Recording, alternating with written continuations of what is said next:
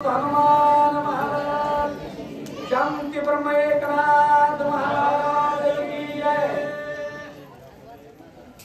रावणापासून जानकी सुटोनिया झाली अति सुखी जटायु धाकुटाती हिरोकी केवळ पक्षी म्हणून नदी दिव्य गोदा तटीचा निवासी सदा प्रिय जो सज्जन वैष्णवाची दया वर्णिता प्रेम लाद चित्ता नमस्कार माता शांती ब्रह्म एकनाथा परशुरामचंद्र भगवान भवनसुत हनुमान या ठिकाणी जटायू आणि राजा रावणाचं घनघोर युद्ध झालं। जटायूना तर त्या ठिकाणी राजा रावणाला दाती तरण धरायला लावलं, सीतामातेची सोड मोकळी केली, सीता सुद्धा त्या ठिकाणी आनंद झाला।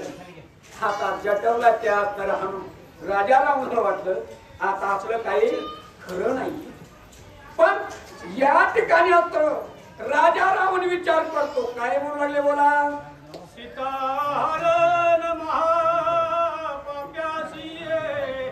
उपडोनी दाड्या विश्वासी प्राचित निधने रावणासी जटाई वरुची धर्मात्मा।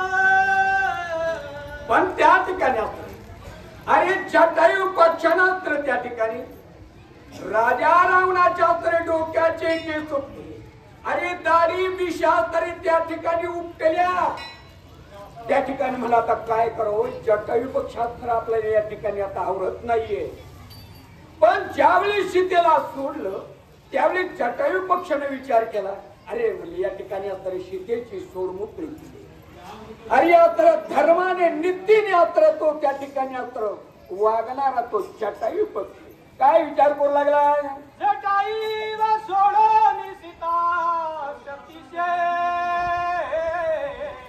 तव स्वर्गी हडबड देवासी बंधमुक्त नोहे आम्हासी सीता लंकेशी। पण काय सांग, ज्यावेळेस अस्त्र या ठिकाणी राजा रावणाची हरवड केली, राजा रावण हाताहात झाला, देव सुद्धा त्या ठिकाणी भाग पडले, त्यांच्या तरी घाबरगुंडी उडाली आहे। जर आता या ठिकाणी सीता लंकेत जात नाही, आपली यात्रा दुष्टाच्या हातातून सोड मोकळी होत नाहीये। 33 कोटी देवा तरी त्या ठिकाणी दुःख करू लागले, हडबड हडबड करू लागले, काय म्हणू लागले बोला, आईशे देवाचे मनोगत तव रावण झाला सावचित्त मग भवनिया निज युद्धार्थ पाचारित।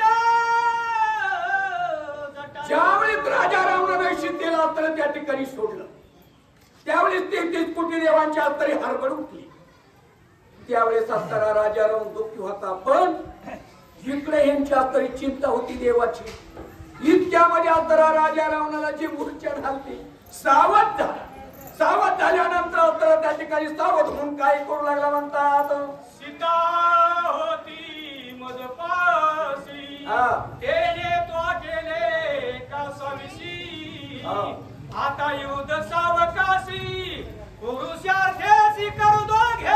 पण त्या ठिकाणी आता तो राजा रावण जटायूला म्हणतोय, जटायू माझ्या जवळ सीता होती त्यावेळेस तर तू युद्ध केलं म्हणून मला म्हणजे युद्ध करता येतो, म्हणून आता माझ्यापासून तरी सीता दूर झालीये, आता तुझ्या जवळ किती सामर्थ्य मी बघतो म्हणजे हे म्हणले आता होती 2-2 हात। कोण म्हणतो, राजा रावण ह्याला ऐकला दाती तरण धरले तरी पुन्हा अजून त्या ठिकाणी आता जटायूला म्हणतो आता युद्ध कोण म्हणले बघू, गुंफेसी नसता श्रीराम लक्ष्मण शून्य मंदिरी निघे स्वार देवी सीता चोरण पलायमान भयभीत।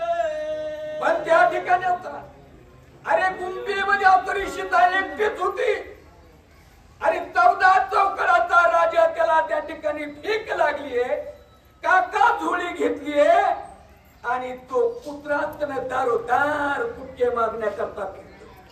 तसं त्या ठिकाणी स्वतःहून सीतेच्या दारात भिक्षां दे माते, भिक्षा माय म्हणला, भिक्षा मागितली आणि सीतेला तर त्या ठिकाणी हरण करून टाकला.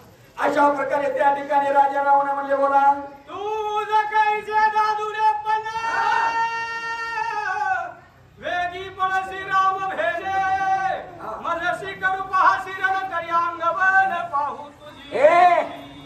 आणि त्या ठिकाणी अस्त्र म्हणले भिकारी मानला, भिकारी कुत्र्यासारखे त्या ठिकाणी सीतेला अस्त्र करून गेलं. त्यावेळेस तुझ्या अंगण कुठे ती पळून गेला.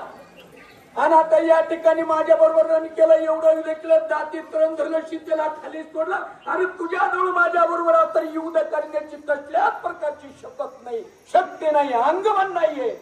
आणि मोठेपणानं सांगतोय जटायू, आता बघतो म्हणले तुझं माझं रण कसं आहे, कर म्हणली युद्ध. 10 शिरे 20 भुज राक्षस मुख्य राजा पक्षी पावला युद्ध पैंज बळ समाज वरिष्ठ.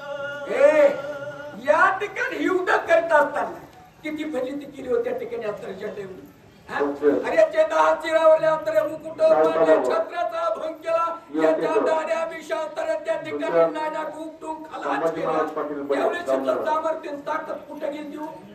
आणि आता या ठिकाणी बघतो की तुझ्या बरोबर अस्त्र मी युद्ध करतो. अशा प्रकारचा तो विनाद्र अंतरा राजा राव या ठिकाणी जटोला जटायू म्हणतो तुझी सामर्थ्य ताकद गेली कुठं. अशा प्रकारे प्रभू रामचंद्र